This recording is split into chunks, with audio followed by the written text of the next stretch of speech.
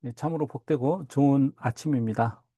오늘 저희는 에스겔서 17장 초반에 있는 1절에서 10절 말씀을 함께 나누도록 하겠습니다. 에스겔서 17장은 수수께끼와 비유 이야기들이 나옵니다. 17장 1절에서 10절까지가 저희가 오늘 그 묵상할 본문이지만 이 본문을 이해하기 위해서는 17장 전체를 우선 한번 읽고 묵상은 1절에서 10절까지 이 구절을 조금 더 깊이 있게 묵상하시는 것이 도움이 많이 되리라 생각을 합니다. 그렇지 않으면 이 대체 이게 무슨 이야기일까라고 궁금해 하면서 이게 또 묵상이 되지를 않습니다. 그래서 17장을 전체적으로 한번 읽어보시고 그리고 한번 이 에스겔서에서 이제까지 17장까지 오는 동안 에스겔이 그 표현했던 여러 비유들과 그런 그 상징들을 한번 떠올려 보면 더 도움이 될 겁니다. 에스겔서 17장은 이 12장에 앞서서 나와 있는 에스겔이 포로의 행장을 꾸미고 어두울 때 얼굴을 가리면서 그 표현하였던 그런 어떻게 보면 퍼포먼스, 이 상징 행위라고 할 수 있겠죠. 에루살렘의 그 지도자들과 그 거주민들에 대한 하나님께서 주신 묵시, 그리고 그 예언을 상징 행위로 보여준 그 구조와 상당히 흡사합니다. 서문도 그렇고요. 비유적인 표현도 그렇고요. 그 의미에 대해서 다시 질문하면서 답변하도록 하는 것. 그리고 하나님께서 주신 해석. 그리고 그 사이에 잠깐 언급되고 있는 그 소망과 또 인정하는 그런 문구랄지 이런 것들이 굉장히 닮아 있어요. 이 비유는 결국 바벨론 왕 느부갓네살에 의해서 유다가 겪을 그런 정치적 격변 또 하나님의 심판을 예언적으로 보여주고 있는 내용이라 할 수 있겠어요. 비유를 그 구조를 한번 쭉 돌아보면 먼저 1절에서 2절에 보면 수수께끼에 대한 이야기가 나오고 그리고 또 그 비유가 10절에 이르기까지 비유들이 나오고요. 그리고 오늘 본문, 그 다음 본문에 해당되는 부분에서 11절에서 18절에 보면 이 비유에 대한 해석이 나옵니다. 그리고 또 역시 이 해석이 첫째는 역사적 해석이 나와요. 역사적 해석이 이제 유다 왕이 저지른 잘못, 유다 백성들이 저지른 잘못, 그리고 그 끝에 결말들, 그리고 그 다음에 또 비유에 대한 해석이 또 나오는데, 그 19절에서 21절에 나오는 비유적 해석은 좀 더 신학적인 그런 그 해석이라 할 수 있겠습니다. 하나님에 대한 언약에 대한 배반에 대한 그 원인이 나오고요. 그 결과에 대한 심판에 대해서 또 언급이 되고 있습니다. 그리고 또 다른 비유가 또 이어지고 있죠. 하나님께서는 하나님의 뜻을 매우 효과적으로 전달하시기 위해서 수수께끼와 비유를 자주 활용하시죠. 예수님께서도 말씀을 푸실 때 비유로 말씀을 많이 하셨지 않습니까? 여호와의 말씀이 내게 임하여 이르시되 라고 하면서 인자야 너는 이스라엘 족속에게 수수께끼와 비유를 말하라 이렇게 말씀이 시작이 되죠. 선지자는 에스겔서에서도 보면 20장 49절에 비유로 말하는 자라라고 불림받는 것을 보게 돼요. 하나님은 예스겔에게 이스라엘 백성을 향해 수수께끼와 비유로 말하고 명령하시는데 이것은 어, 그 하나님 말씀에 귀 기울이지 못하고 무감각한 유다 백성들에게 하나님께서 말씀하시는 또 방식이라고 할 수 있겠습니다. 이런 방식들을 통해서 죄를 깨닫게 하시려는 하나님의 의도가 있죠. 여기에 수수께끼와 비유라는 그 히브리어를 보면 이 수수께끼는 그 후드라는 단어인데요. 이것은 어려운 문제를 이렇게 낼 때 쓰는 표현인데 매듭을 매다라는 그 원어적 뜻이 담겨 있어요. 그게 후두히다라는 게 히다라는 것은 또 역시 이것도 수수께끼 매우 어려운 문제를 표현할 때 이 단어를 쓰는데 반복해서 나오는 것이죠.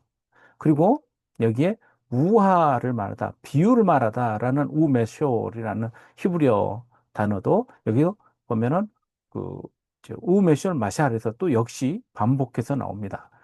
이건 굉장한 어떻게 보면 강조하고 있는 내용이죠. 어,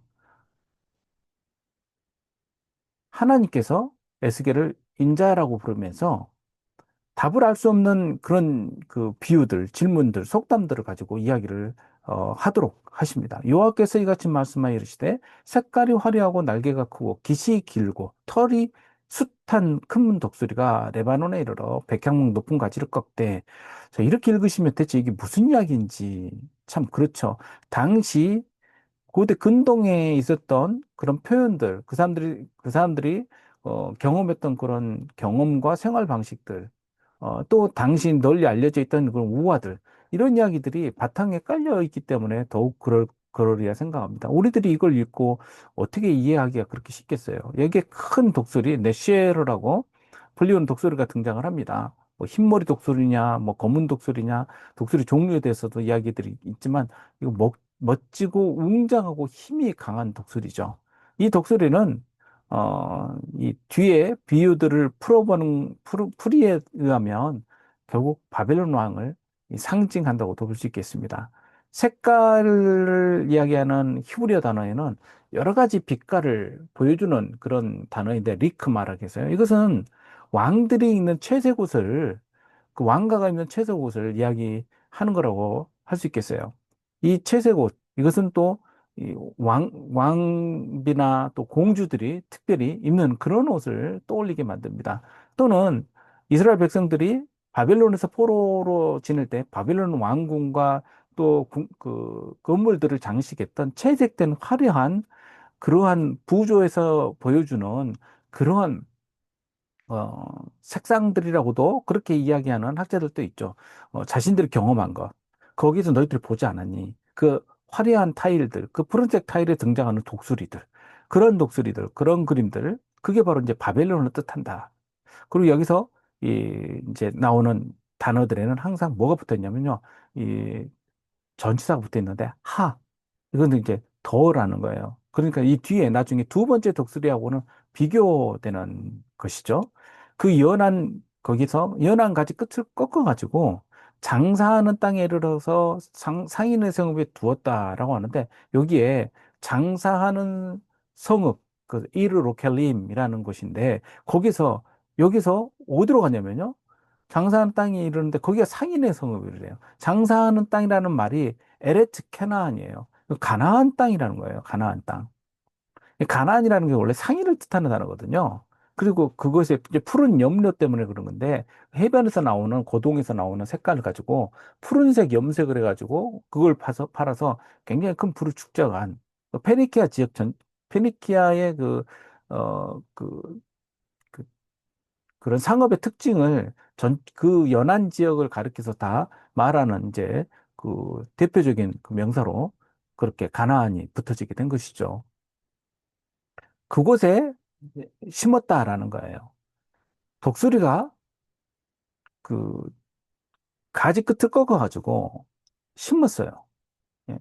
그 종자를 꺾어서 옥토에 심었는데 아주 좋은 땅에 심었죠. 밑제라 하에르츠. 그것은 이제 그 땅의 종자로 이제 번역이 됐는데, 그 땅의 종자를 꺾어서 아주 좋은 땅에 심었는데 큰 물가에 심었어요.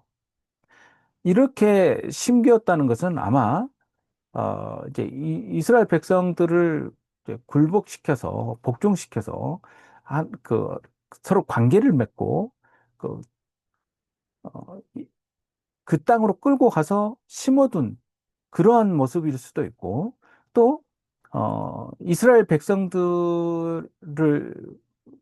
들에게 요구하는 하나의 그 바벨론의 그 계약 관계라고도 볼 수도 있겠습니다. 그러니까 이 첫 번째 그 독수리가 옮겨가지고 심어두었는데, 그 자리는 좋은 자리예요. 거기서 자라서 포도나무로 이제 그 바뀌게 됩니다. 백향목 같은 이상을 갖추지는 못하고 포도나무로 이제 자라게 돼요. 이 포도나무는 독수리 권위 아래 복종하고, 또 내지는 그곳에서 그, 그 독수리가 바라는 대로 이게 자라나야 되는 것입니다.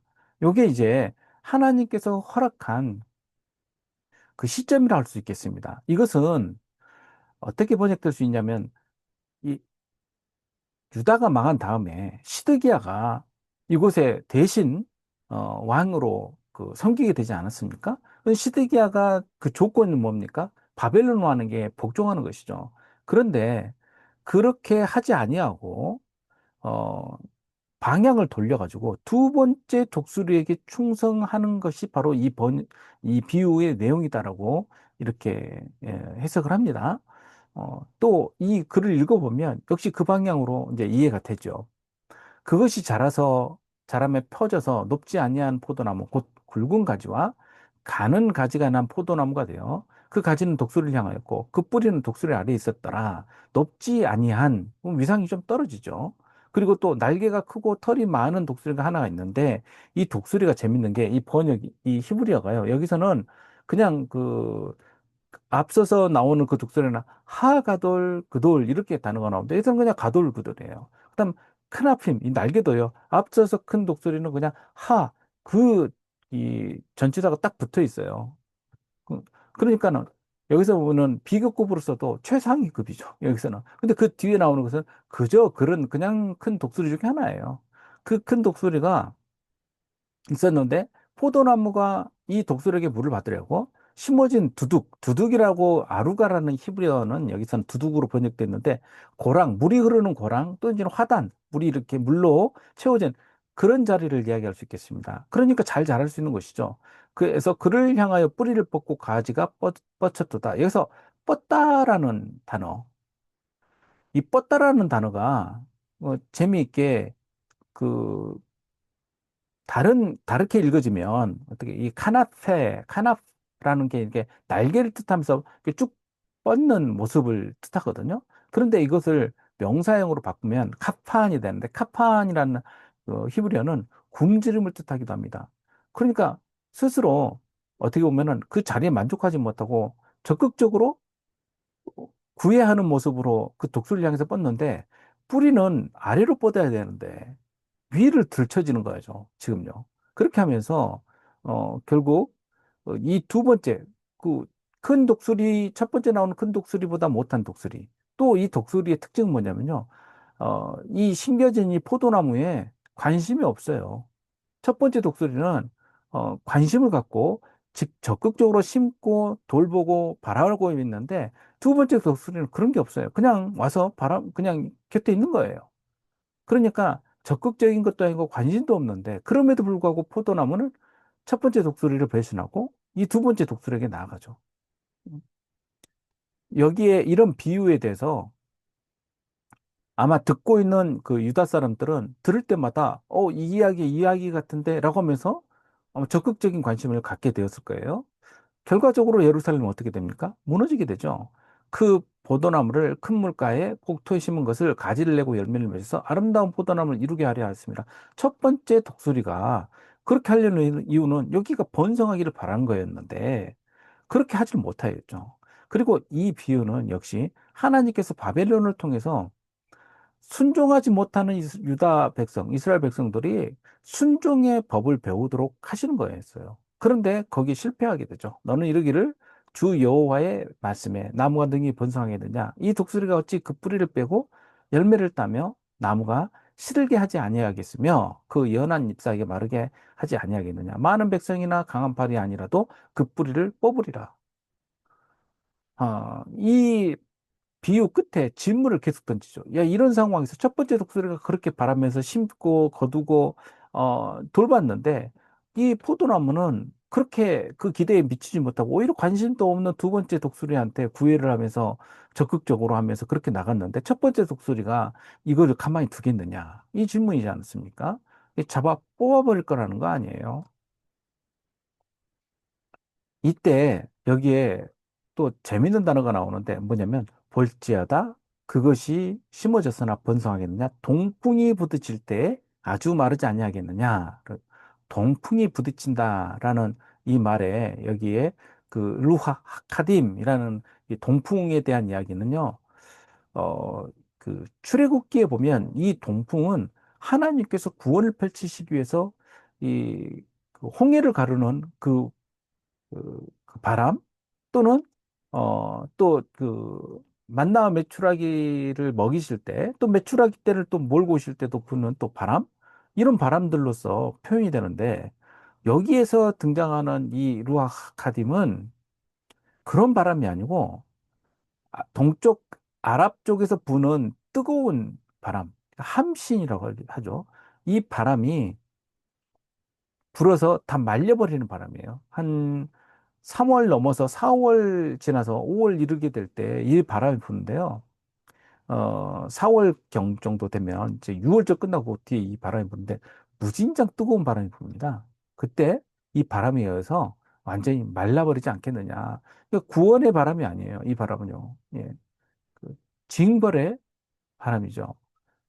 마르다, 시들다를 말하는 이 야베시라는 이 단어도 결국 포도나무가 맞이하게 될 그 운명을 설명하고 있는 것입니다. 어, 하나님을 의지하는 것이 아니라 자신들의 지혜, 자신들의 정치, 자신들의 외교력을 의지를 했죠. 그렇게 하면서 그 하나님께서 말씀하신 그 말씀을 따라가지 아니하고 그 시드기야의 어리석은 결정 때문에 유다 왕국이 종말을 맞이한 것을 떠올리게 하지 않습니까? 이런 배신 행위가 지금도 계속 진행되고 있는 것 아니에요. 유다에게. 하나님께서 이런 그 심판하실 거라는 이야기를 하시면서 수사의문문, 질문을 던지죠. 너희들 생각해봐. 그 포도나무가 그렇게 잘 자랄 것 같아? 그러면 그들의 답변은 무엇입니까? 아니요죠. 마르고 시드는 운명을 맞이할 수밖에 없는 것 아닙니까? 이제 큰 독수리와 포도나무를 어떻게 받아들일 것 같아요, 이제는요. 큰 독수리는 바벨론이라고 볼 수 있겠지만, 실은 그들은 큰 독수리를 보내신 분, 그리고 그 큰 독수리에 진짜 힘을 주신 분은 누굽니까? 하나님이시죠. 하나님 앞에 순종해야 될 그들 처지. 그리고 포도나무는 이미 뽑혀버린 그 예루살렘의 거민일 수도 있지만, 거민이기도 하지만, 현재는 다시 새로운 운명을 맞이해야 될 자신들의 처지를 보지 않겠습니까? 사람들은 어, 꾀를 내기를 좋아하죠. 그리고 자신의 경험을 많이 의지를 합니다. 그러나 우리는 알고 있죠. 우리들, 특히 우리 신앙인들은 하나님의 주권적 계획과 그리고 또 하나님께서 우리에게 바라시는 바가 무엇인지를 우리는 성경을 통해서 배우게 됩니다. 성도 여러분, 역사적으로 일어난 일은 과거 형태로 끝나버렸지만 이와 같은 일들이 오늘날 우리에게도 계속 펼쳐지고 있지 않습니까? 그때의 우화와 비유로 끝나는 것이 아니라 오늘날에도 너희들이 의지할 것이 무엇이냐라고 질문하시면서 우리에게 바라시는 하나님의 음성과 질문이 오늘 본문 가운데 담겨 있습니다. 이제 적극적으로 우리는 그 질문에 답해야 될 것입니다. 하나님의 말씀, 그리고 그 비유가 과거형이 아니고 오늘날 우리에게도 진행되고 있는 말씀이라는 것을 잊지 않고 이 말씀에 응답하는 저와 여러분 되시기를 주님의 이름으로 축복합니다. 기도하겠습니다. 아버지 하나님, 우리들의 어리석음이 과거 이스라엘 백성들이 행했던 그 어리석음처럼 그렇게 반복되지 않게 하시고 하나님께서 우리에게 들려주시는 그 말씀이 살아있는 말씀으로서 우리들을 일깨워서 우리는 역시 오늘날 우리가 의지하는 것을 따라가는 어리석음이 아니라 하나님을 의지하는 참된 하나님의 포도나무가 되게 하여 주시옵소서. 감사드리며 예수님의 이름으로 기도합니다. 아멘. 자, 함께 우리 기도하겠습니다.